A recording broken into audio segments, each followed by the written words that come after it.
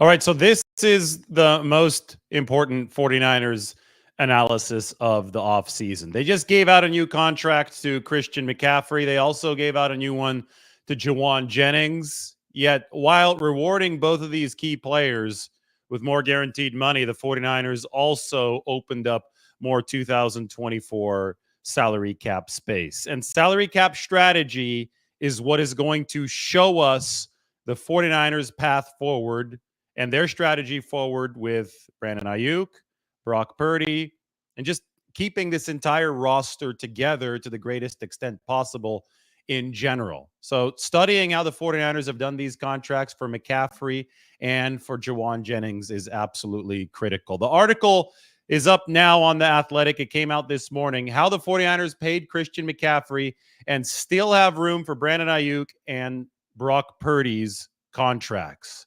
Purdy's not eligible for a new deal until next season. But this is part of our two rules. A, the salary cap is increasing consistently year after year. And B, unused space carries over from season to season. Therefore, since unused space does carry over from season to season, any financial discussion about 2025, 2026, 2027, so on and so forth is going to be related to financial discussion that we have about 2024. And that's why we're delving into how the 49ers worked Christian McCaffrey's contract. First things first, and here's a look at the contract. Make sure you do go check out the link in the description to the article on The Athletic. I made these tables for you to help you understand how some of this stuff is divvied up, how the 49ers are thinking strategically about the future.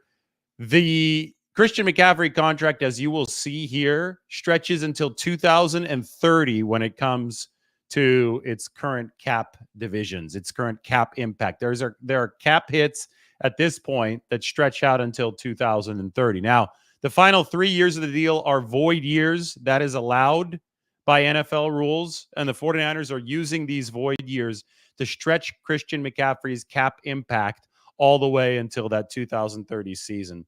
And I'll explain how right now. First off, they gave him a $14.3 million signing bonus right now. They also have $1.21 million of his base salary in 2024 guaranteed. You have to remember that Christian McCaffrey, before redoing his deal, had 2 years and about $24 million left. But none of that was guaranteed.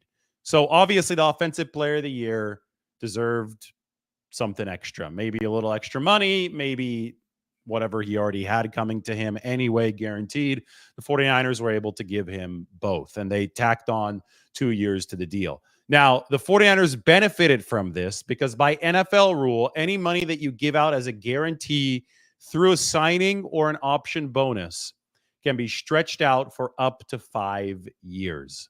So what the 49ers did is they ripped up the $24 million on 2 years that Christian McCaffrey had on his original deal, and they went through a different avenue to give him those $24 million, but now they were guaranteed. And in guaranteeing them, the 49ers also benefited because they were able to stretch the cap hits out into the future and open up space now. So this is what we call a win-win. As you can see on the bottom, there's no penalty to defer cap payments, and that's what the 49ers did. When I say that by NFL rule, you can stretch a bonus out for up to 5 seasons, that's what the blue is here. That's what the green is here. That's what the teal is here. It looks like an accordion, right? They stretch the signing bonus out up to 5 seasons.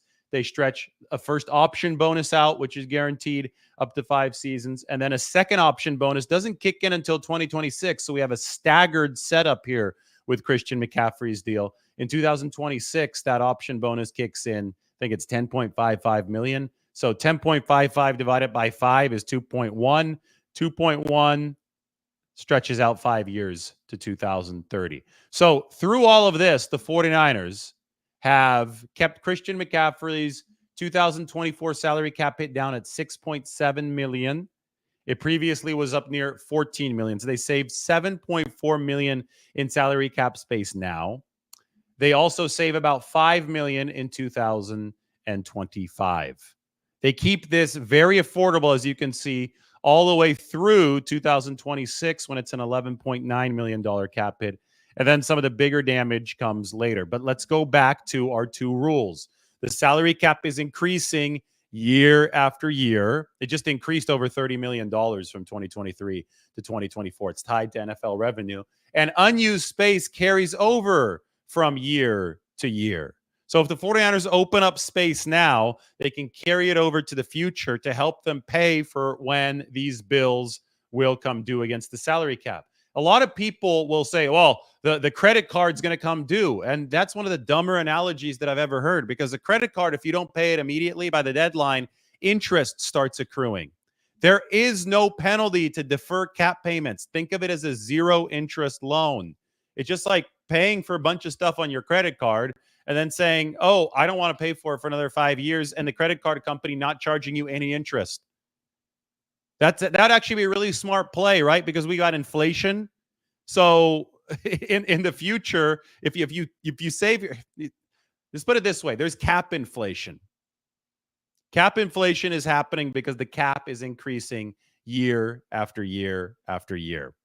So whatever your purchasing power is actually going to increase over time relative to the salary cap, with the salary cap obviously taking that, following the NFL revenues and increasing. So every dollar spent right now against the salary cap is going to be a larger percentage of the cap than it's going to be in all likelihood in 2026 and 2027. So there is absolutely no penalty and there's no downside to pushing cap payments into the future, which is what you've seen the 49ers do with Christian McCaffrey's contract. Now, you might be asking, what's the downside to this? Well, if at any single point you have too many expenditures, no longer restructure deals, you can't convert base salary into signing bonus, which does this, which creates the accordion effect. If at any point you hit a wall and you can't do that because you just have too many expenditures in one season and you've exhausted your restructure options, you're going to be in cap hell. You're going to have to cut players that you don't want to cut to be able to duck under the cap. The Rams have had to do this because they were carrying a ton of dead money from some of those trades. The Saints, who have been really aggressive with the restructuring, have had to do this, but they haven't been quite as deft as the 49ers in terms of flow control. Flow control is what we use to describe the sink theory that I've told you about before. Every single season, think of it as a sink. The 2023 cap situation is a sink filling with water. 2024 is a sink filling with water. 2025, 2026, and all the sinks are connected. If your 2024 sink is getting a little too close to the top, if that water pouring in, those new expenditures pouring in, is happening a little too aggressively, you can let water out through the drain to go into 2025 and beyond. That's what you see here. The 49ers are letting water out of the 2024 sink, even though they paid all of the $14 million signing bonus this season. It's hitting over the course of 5 years, even though they're going to have another $14 million hitting in 2025 for Christian McCaffrey. It's going to hit over the course of 5 years. So this is called flow control. They're letting that water flow into future years' sinks, about a fifth of it at a time, right? Because you're prorating it over 5 years so that no sink is acutely overfilled. So the 49ers now have $32 million in 2024 salary cap space, which, by the way, that space can be flow controlled into 2025 and beyond. The Bills are going to get more and more expensive, and McCaffrey's contract is not the only one that looks like this. As the Bills get more expensive year to year, you're relying on your two rules: the salary cap increasing and your space carrying over from year to year if it's unused. That's called flow control, and the 49ers have $32 million right now that they can carry over into next season. I've created this chart. It's really an Excel sheet, I guess a Google sheet, to help you visualize flow control and the salary cap. Here's 2024. These are all the 49ers cap hits right now for 2024, along with their salary cap space on an in-season scale. That's $23.7 million. That's because this is accounting for the practice squad and everything else on the 53-man scale. The offseason space is at 32 million. That's the top 51 rule. Not something you really have to worry about at this moment. But once the actual season starts, you can use my sheet right here, and it will be an accurate representation of where the 49ers are financially. Right now, this is only a projection. But you can click on 2024, and then you can go down to the tab at the bottom and go to 2025. And you could see that the 49ers have 31 players under contract for 2025 with an estimated $22.6 million in salary cap space to finish out the roster. That's the estimated size of the cap, $280 million. Not going to be official until next year. Could be higher, could be lower, but the basis of this is flow control. How much are you going to carry over from 2024 to 2025 to help with the flow control? Right now, you're going to carry over about 23.7 million, and that's going to add on to the 22.6 million in space right here. It's going to give you a healthy 45 million to fill out the rest of the roster. You probably backload Brock Purdy's contract as well.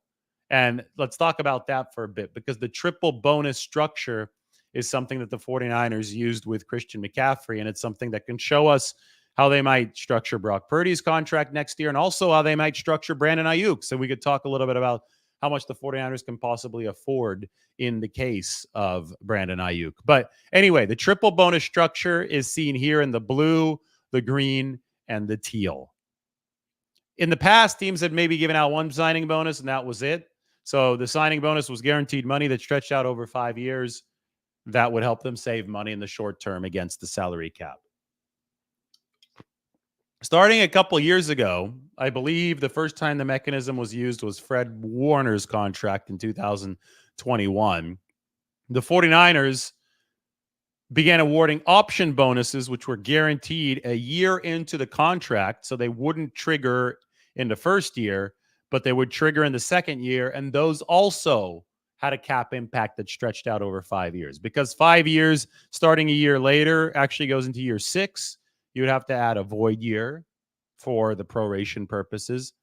And because this worked well for the 49ers, because they liked this structure, they started awarding second option bonuses. So there was 3 total bonuses, a signing bonus and 2 option bonuses. And that second option bonus would kick in the third year, and they would have to add another void year to stretch it out.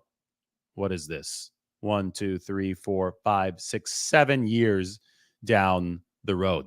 That's the triple option bonus structure. It started with Nick Bosa's contract. This is Bosa's. This is what I made last season from Pittsburgh right before the 49ers season started. Nick Bosa had a prorated signing bonus.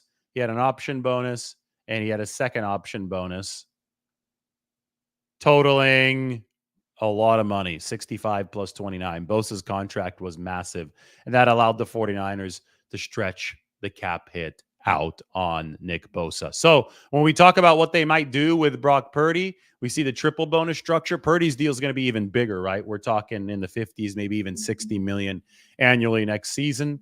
We can talk the quadruple bonus structure. They can get really crazy with Brock Purdy's deal.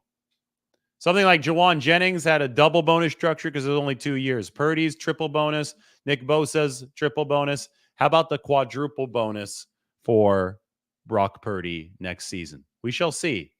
Again, we don't know how this is going to look. We don't know how the next season is going to progress. But the way things are going right now, the 49ers are lining up to pay Brock Purdy in 2025. So that's how the 49ers were able to structure the Christian McCaffrey deal. That's how they structured, as you saw, the Jawan Jennings deal. They're opening up short-term space. They have carryover space moving forward. They're taking advantage of the fact that there is no penalty to defer cap payments.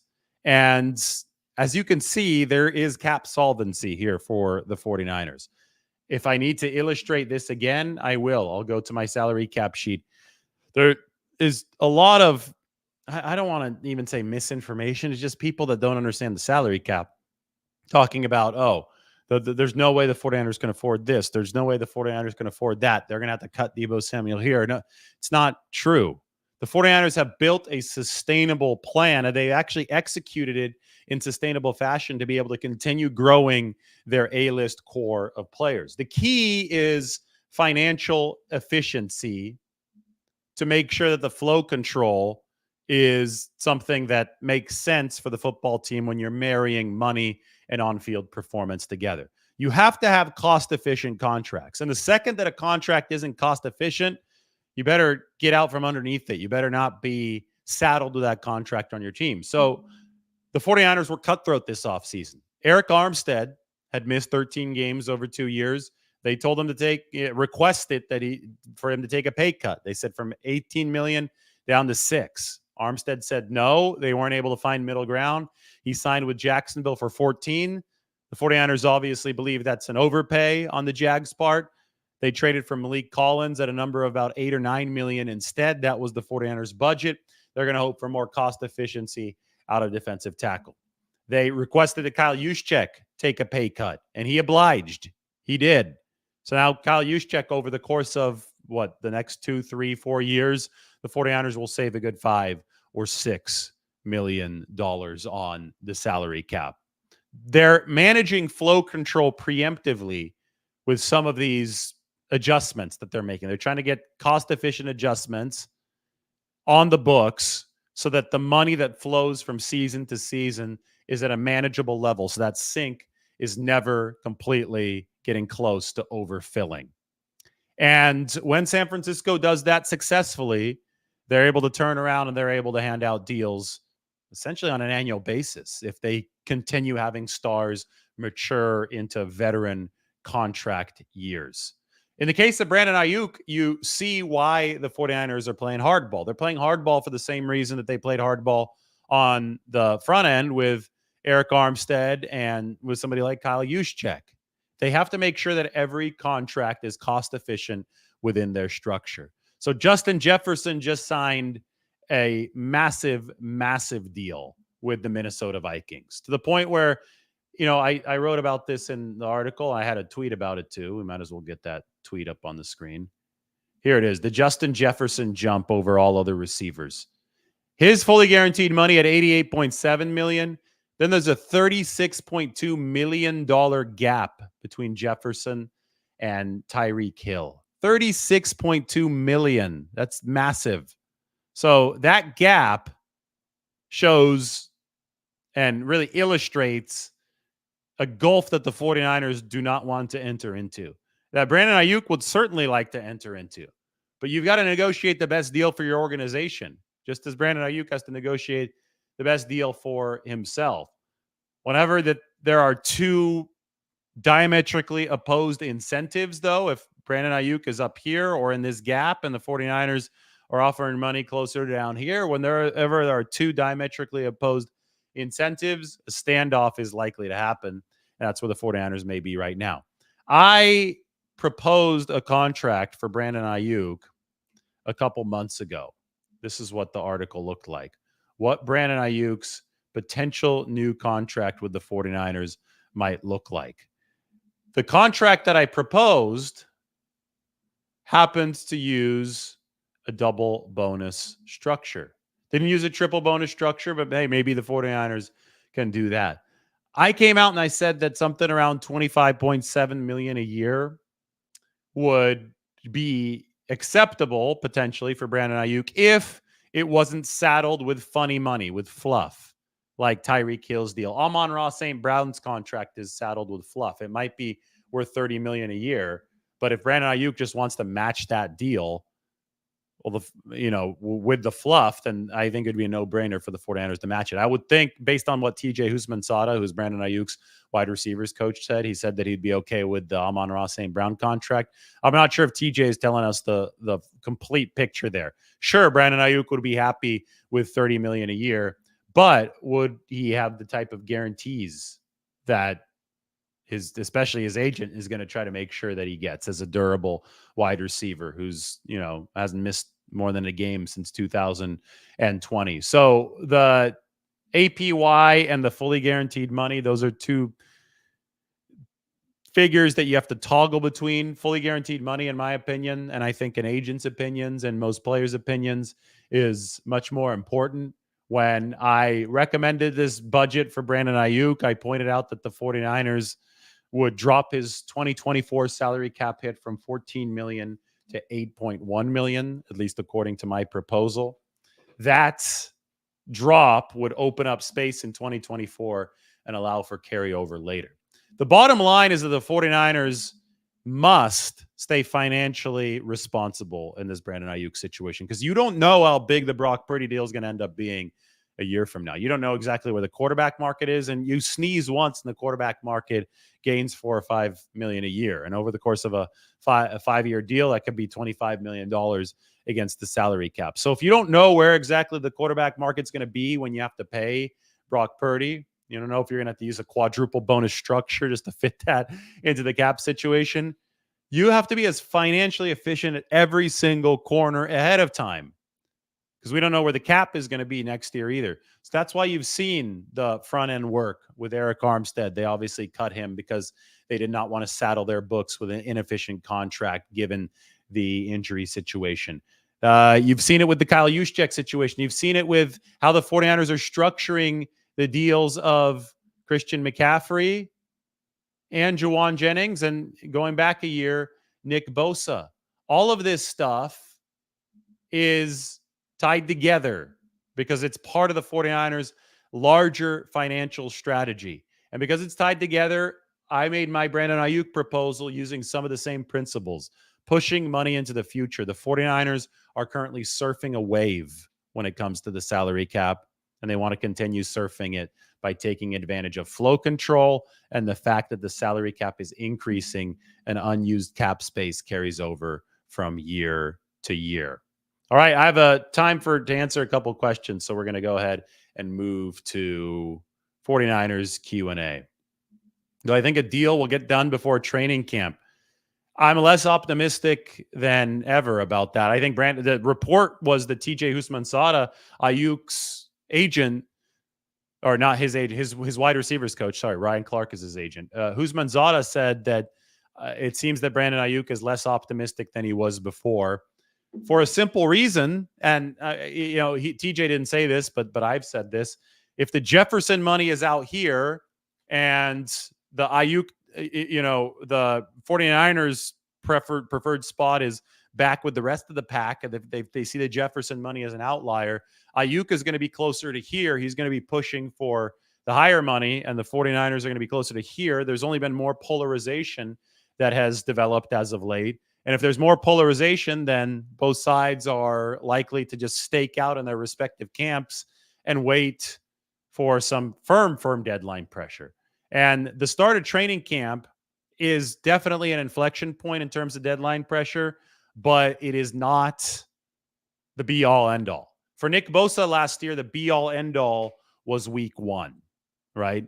And that's when the deal got done. Now, for Aiyuk, it might be a little bit sooner because of the presence of Ricky Pearsall, because of Deebo Samuel performing well. Juwan Jennings is re-signed, especially because of Pearsall, though. If he continues performing well and he starts integrating into the offense while Aiyuk is holding out during training camp, Aiyuk could start to really cost himself some money, because if he doesn't put up the same type of numbers in 2024, if he misses some time in 2024, it's very possible that something as lucrative won't be on the table come 2025, or the 49ers can also franchise tag him. That's a different story. Anyway, if he wants that financial security now, if he wants that big deal now, then Brandon Aiyuk will probably have to make some concessions, because the team holds the cards in this situation, since they still have Aiyuk under contract for the 2024 season. Now, as far as when a deal gets done, that's Chuck's question.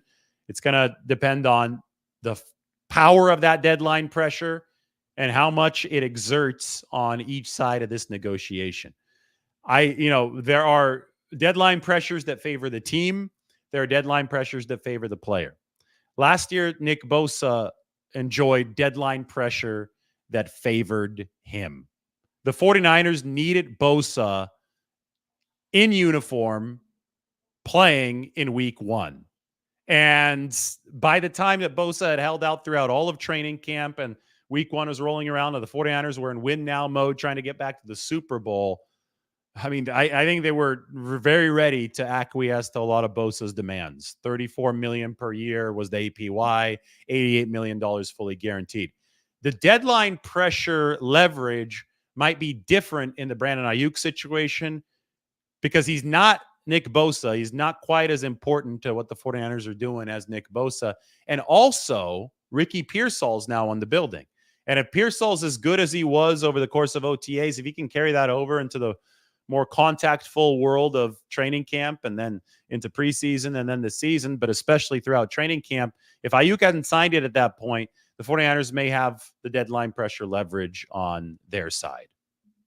Exactly. Invader 49ers says Pearsall is the leverage.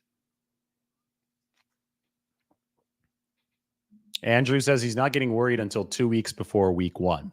That would, again, that's, I don't want to say ultimate deadline, but that's the firmest deadline there is, right? Week 1. That's the time that Nick Bosa was able to get his contract signed. How's the offensive line doing during OTAs? Well, pads aren't on during OTAs, so we really don't know. Training camp is going to be our first better look at the 49ers offensive line.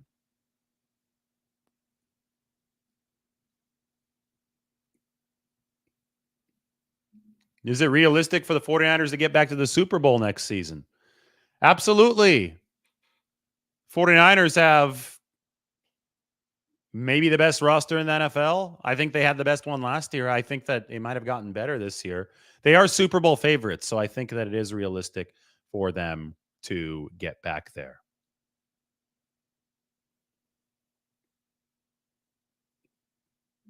Again, we can talk about APY all that we want, but it's fully guaranteed money that is going to be the more important gauge of these deals. And that's why Justin Jefferson's deal is so damn impressive, because it's got $88.7 million fully guaranteed.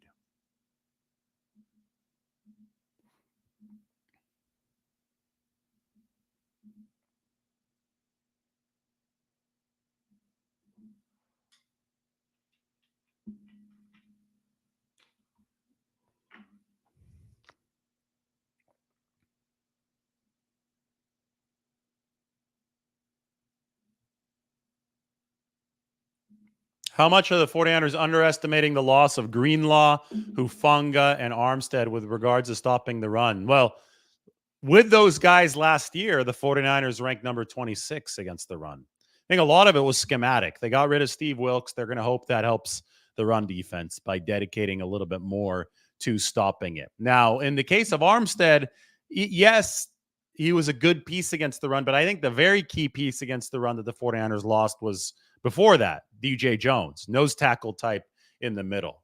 I think that's what you have to try to replace. Kalia Davis, everybody's looking at him. Evan Anderson, a lot of people are looking at him. Shaquille Brown, another defensive tackle that the 49ers have picked up. So I think that's important in that regard. Obviously, Hufanga is good against the run. All pro, I think that the run defense splits were markedly different between when he was available and when he wasn't last season. So you want him and his anticipation and his ability to deliver near the line of scrimmage and behind the line of scrimmage back. And it goes without saying that Dre Greenlaw is one of the better linebackers in the game. But I think that you can't talk about run defense without mentioning the schematic problems that the 49ers had last year. That's what they believe. And it's one of the big reasons why Steve Wilkes is no longer their defensive coordinator.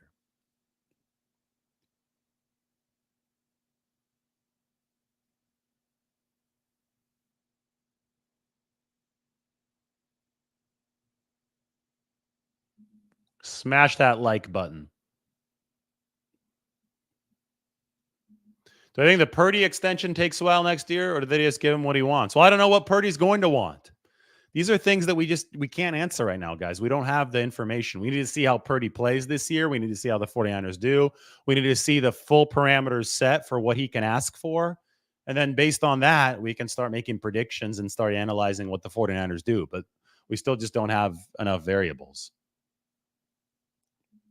What has to happen to get me to 250,000 subscribers? I guess I just have to keep on working hard. Hit that subscribe button right now. Comment, whatever. I think if you guys comment, that always helps the channel because more people will see the videos. And so, tell me how much you think Brock Purdy's going to sign for next year. Is it going to be over 50 or is it going to be over 60? Put that in the comment section. But anyway, hit that subscribe button while you're at it if you haven't done so yet. Any re-signs coming up for Ward or Lenore? Potentially, I always thought that Lenore would be before Charvarius Ward. I saw Ward being more of a L'Jarius Sneed type situation just because he's going to be such a high-priced corner coming off the All-Pro season. But maybe the 49ers can get him done a little bit early. I don't know, but I think they're interested in both. I don't know if they're going to be able to extend both, but they definitely do want to keep their top cornerbacks.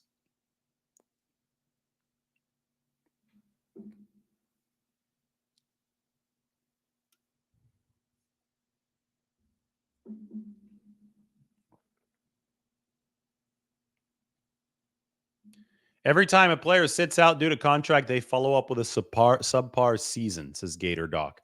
You know what? And yeah, that's obviously it has happened. I think the most notable example is Deebo Samuel in 2022. The 49ers, if they feel that this is sliding into distraction territory and that they're not making the progress they want to with an extension and that Aiyuk is not meeting them where they want him to be, they have the final card here, and that is $14.1 million, fifth-year option, contract year.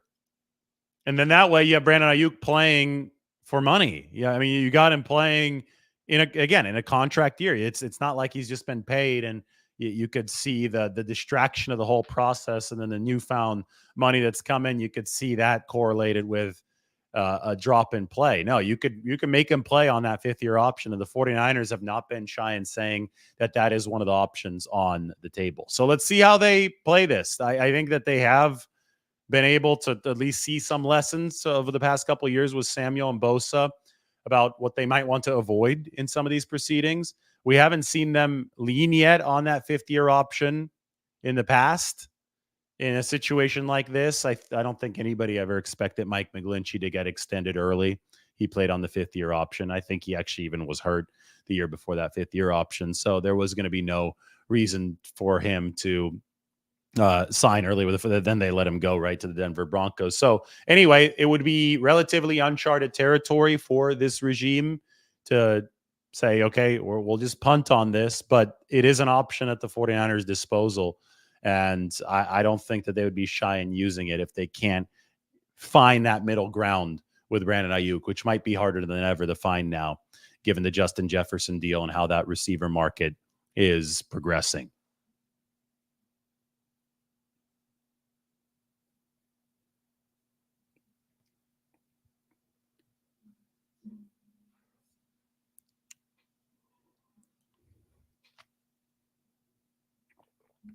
Do the 49ers have a long-term problem on the interior D-line? Well, I'm not really sure how to characterize long-term or what Mike might mean by that. But, I mean, Javon Hargrave is a really good pass rusher. I think they just don't have I don't think it's a long-term problem. I think that they're just missing a nose tackle piece in the wide nine that can anchor their run defense the way that they want them to. They had DJ Jones. We'll see if Kalia Davis can do the job. We'll see if somebody like Evan Anderson can step in. We'll see how much Jordan Elliott helps. There's Shaquille Brown. Somebody's got to step up in that fire hydrant type of role in the middle. I don't think it's some kind of systematic issue. I think it's just that's one of the areas where the 49ers don't quite have the type of talented piece that they would like. All right, so we've looked at the Christian McCaffrey contract. This was fun. We talked about flow control. I do want you guys to make sure that you check out the piece. I'm going to put it up on the screen one more time. It is in the description. How the 49ers paid Christian McCaffrey and still have room for the Brandon Aiyuk and Brock Purdy deals. We will talk to you very soon. Take care.